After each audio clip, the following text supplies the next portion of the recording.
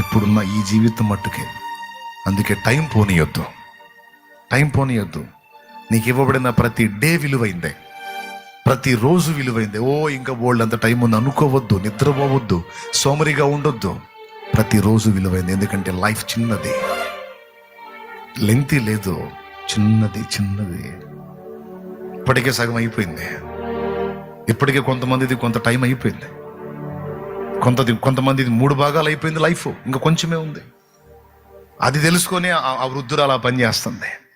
నా పని అయిపోతుంది, నా యేసయ్యని పరిచయం చేయాలి. 100 మందికి ఇస్తాను పుస్తకాలు, 10 మందిని నమ్ముకున్నా నా తండ్రి సంతోషపడతాడు. వాళ్ళు నరకం నుంచి కాపాడబడతారు కదా. జీతం ఇస్తాడో, బహుమానం ఇస్తాడో, కిరీటం పెడతాడో పెట్టడో అని తర్వాత, ముందు వాళ్ళు బతికిపోతారు కదా. నిత్య నరకాగ్ని తప్పించుకుంటారు కదా. అగ్ని ఆరని పురుగు చావని స్థలం తప్పించుకుంటారు కదా. నిత్య జీవానికి వెళ్తారు కదా. నాకంతే చాలు.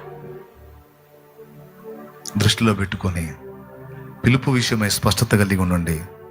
రుణాలు తీర్చే విషయంలో కూడా మెళకువగా ఉండండి.